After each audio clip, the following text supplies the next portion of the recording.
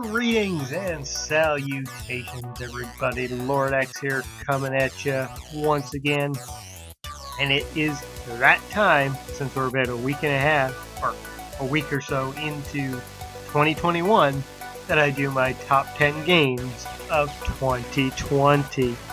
And this year's a little different because I only have 8 games here that released in 2020. I didn't really play any, a ton of brand new released games within the year of 2020.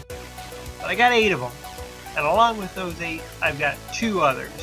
One technically did release this year, but it's just an enhanced edition. If you know me, you know which game this is already. And I've got, a tie between 2 other games that released a few years ago. So, without further ado, folks, before we go on, I have to say this because it needs to be said all the time. This is just my favorite games within the year.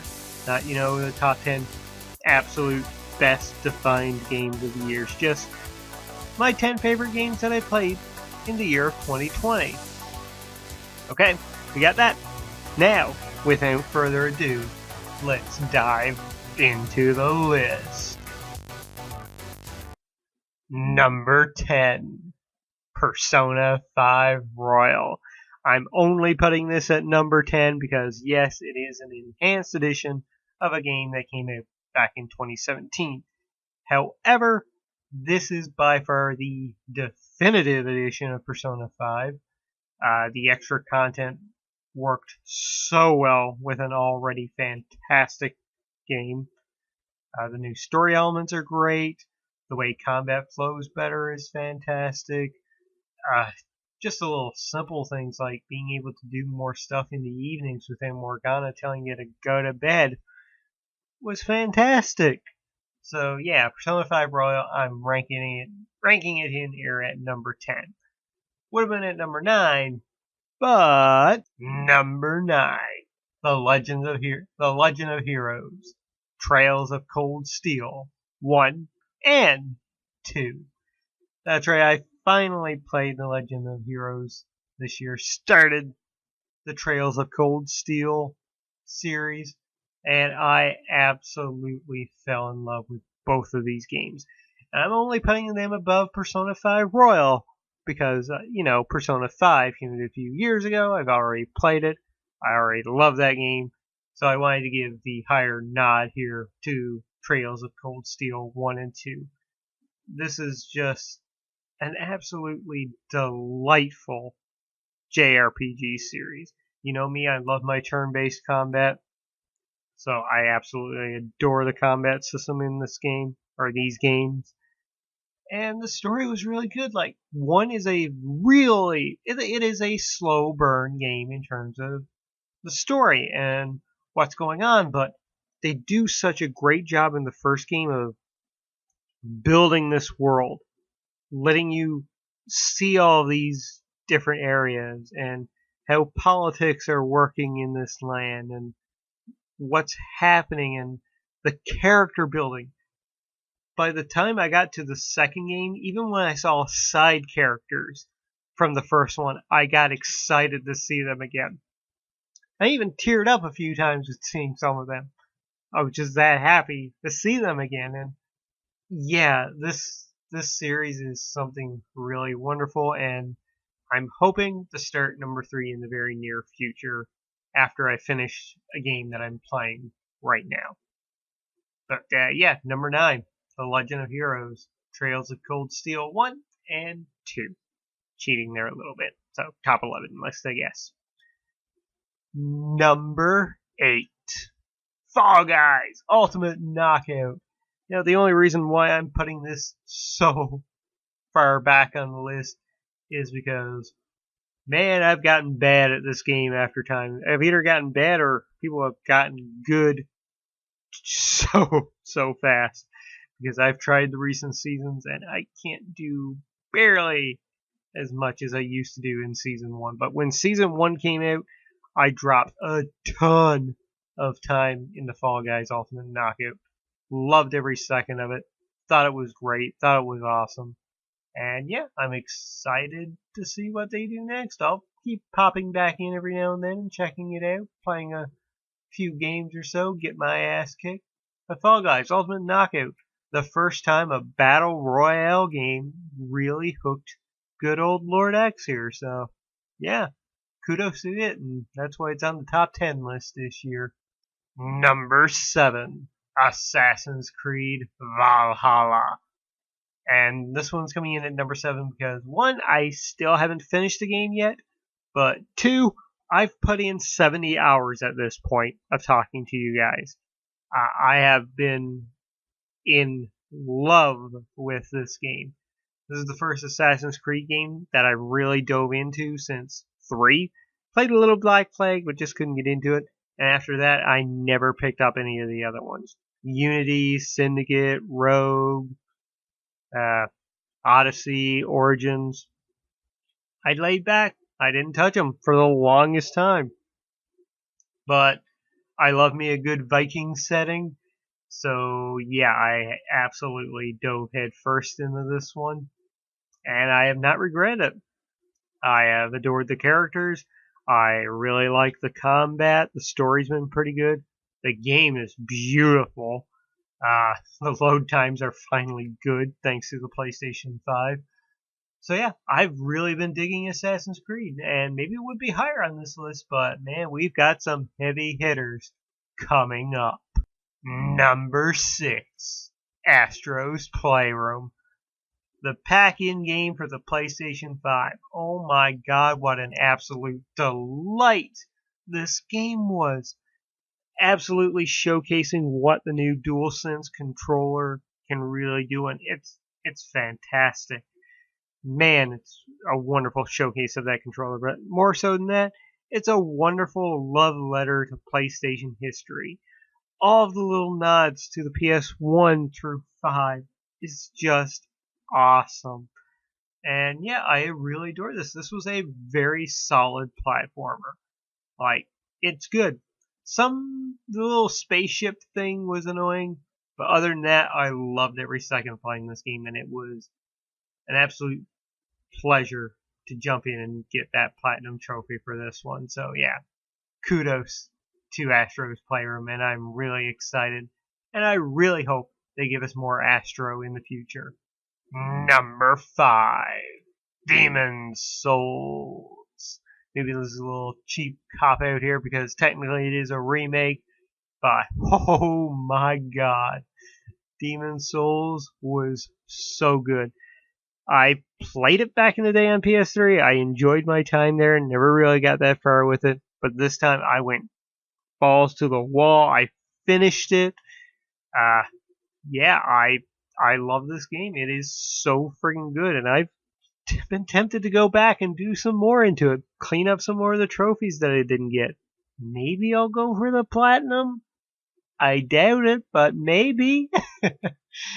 Yeah, I really enjoyed Demon's Souls. I had to use a guide while playing through it, but you know what? I actually enjoyed doing it that way, and I think it actually increased my enjoyfulness of this game, actually using a guide to help me through it, and I adored it. I thought it was great. I really hope we get a Bloodborne 2 in the future, now that I've played Demon's Souls. Or man, heck, even let Blue Point Games make their own Demon's Souls.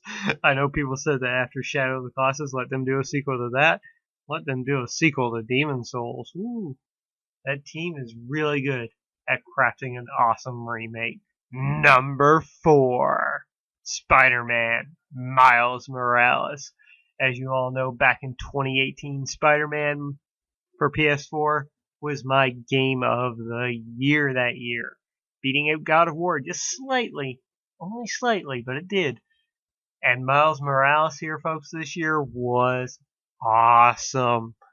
This was, again, another absolute joy to play through on the PlayStation 5. Awesome launch title to have. Yeah, Miles is an awesome character.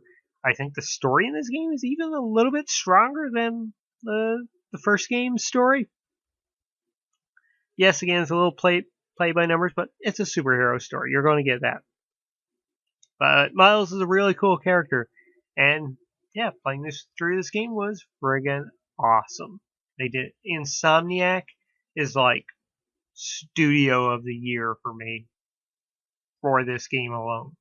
Like it's damn good. It is so damn good.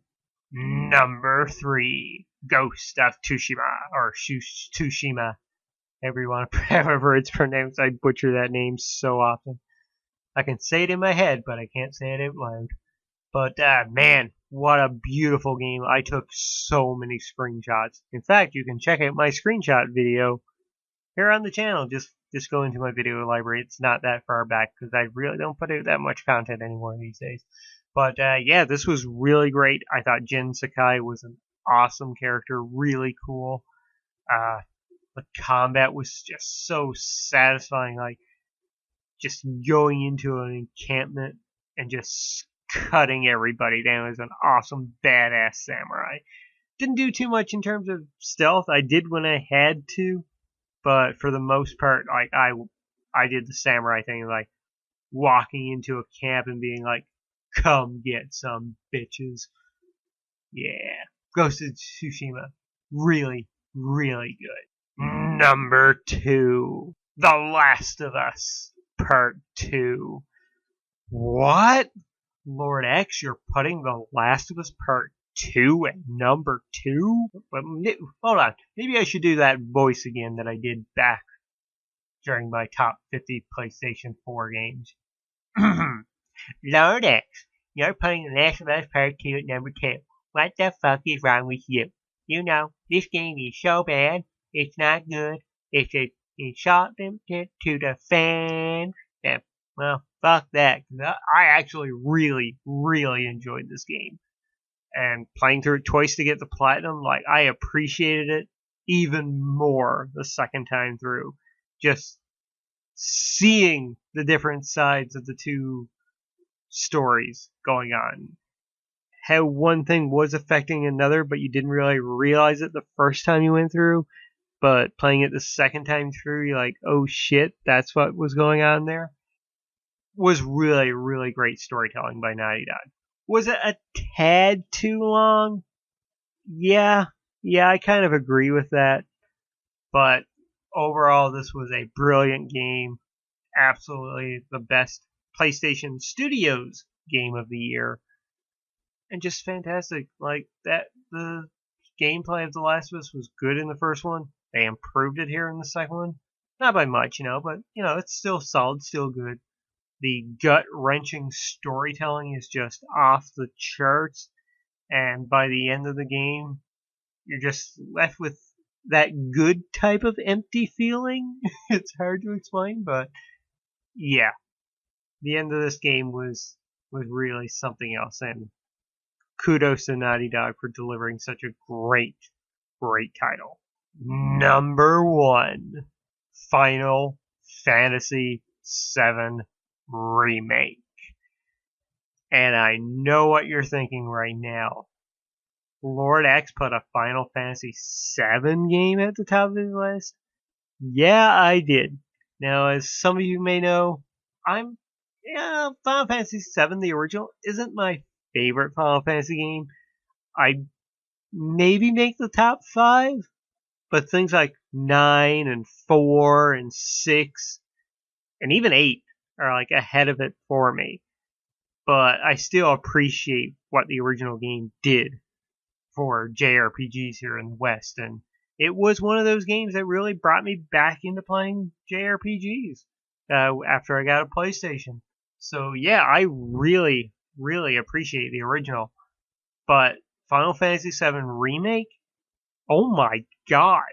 Like, it had me stopping so many times and just looking around going, I know this area, and oh my god, they did such a great job bringing it to life in modern day. It's gorgeous. One of the best looking games of this year. The soundtrack is so good. I love the original Final Fantasy VII soundtrack, and the things they did with the music in this one, so friggin' good. But more so than that, is the story of Final Fantasy VII Remake. And if you have not played the game yet, maybe stop listening to me right now, because I kind of want to talk a little spoilers here, so I'm going to do it. So if you want to skip ahead, I'll try to put a time code here on the screen right now of when you can skip ahead and just see my honorable mentions and whatnot. But okay, so spoilers in 3, 2, 1. The fact that Final Fantasy VII Remake, the remake doesn't stand for a remake of the original, but it's remake, as in this is a sequel to the original Final Fantasy VII. It is the Back to the Future of Final Fantasy VII, with Sephiroth going into the past and trying to change things so that things don't end up the way they ended up for him. And that the fact that throughout the game that only him and Aerith really know what goes on. And things from Aerith like, whatever you do, don't fall in love with me, because she knows how that will break Cloud later on when she knows she has to die in order. It is so fucking good, and I am amazed that they pulled this off, and I'm so excited to see the next title, the next chapter within this story, because now things can be slightly different given the outcomes to the end of this game. It's awesome. And as a Final Fantasy fan, that's really cool. The fact that they hooked me in and got me to love Final Fantasy VII is just fantastic. As a Final Fantasy fan, things have been difficult over the last decade, with Final Fantasy XIII being a hot pile of garbage, in my opinion. I wasn't an online fan, so 14 never really appealed to me that much, or at all. And 15 just ended up being kind of boring, to be quite frank. I want to give it another shot since it's on the PlayStation Plus collection on PS5. So I'll try and give it another shot there. But things were hard there for a long time, but then Final Fantasy VII Remake came along, and yeah, I'm just overjoyed with what they did with this game. And I know it's not for everybody. A friend of mine that was here on the channel hosted the Glitched Out Gaming podcast sometimes with me, and the old Canuck podcast with me, along with Rage and Izzy. He didn't like the game that much. Like, he wasn't a fan of what they did, but for me personally, it made me fall in love with the game, and I'm so excited to see what they do in the future with this series now. I'm more excited for this than I am for Final Fantasy 16. So, yeah. There we go. Alright, I guess spoilers ended in 3, 2, 1. Alright, so, yeah, there you go, folks. My favorite game of 2020, Final Fantasy VII Remake.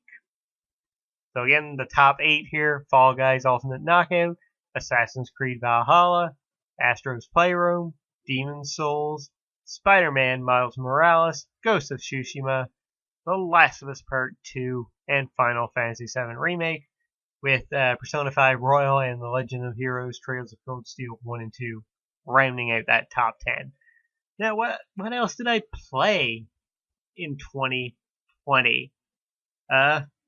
So I did just a general rundown of games that I played: Devil May Cry 5, Persona 5 Dancing in Starlight, One Night Stand, Persona 4 Dancing All Night, Final Fantasy 7 Remastered, or 8 Remastered, Death Stranding, love that one, Stardew Valley on the Nintendo Switch, did an all bundles run, Titanfall 2, which was really good, enjoyed that story, great PlayStation Plus game right there. Hitman 2 was good. Judgment I played for a while, but kind of lost me a bit there. As much as I love those developers, something about that game just didn't hook me. I want to give it another shot though. Cat Quest 2, Twin Breaker, A Sacred Symbols Adventure, Control, which was really awesome, Persona 5 Royal, Final Fantasy 7 Remake, Tekken 7, The Last of Us Remastered, Concrete Genie, The Last of Us Part 2, Ghost of Tsushima, Fall Guys Ultimate Knockout, Marvel's Avengers, an honorable mention there for the story. Not one of my favorite games of the year. Did make my top 50 PlayStation 4 games, though. The Messenger, The Legend of Heroes Trails of Cold Steel, Game Dev Tycoon on the Switch, The Legend of Heroes Trails of Cold Steel 2, My Name is Mayo 2. I guess that could have been a number 9 if I wanted to stick strictly to 2020 games. Astros Playroom on the PlayStation 5, Spiderman Miles Morales, Demon's Souls, Assassin's Creed Valhalla, and Tony Hawk's Pro Skater 1 and 2, which was really good as well, but I feel like I haven't played enough of that yet to even justify putting it on the 2020 list. But guys, thank you so much for tuning in. Let me know down below what was your favorite games of 2020. What did you play in this garbage fire of a year and enjoyed so much? And what are you looking forward to in 2021? There's some games coming up I'm looking forward to. Horizon, Ratchet and Clank Rift Apart, I cannot wait for. It's going to be a good year, I think. For games, for movies, for everything. Hopefully. One can hope. But anyways, until next time, I've been Lord X. You have been awesome. And I'll catch you later. Bye.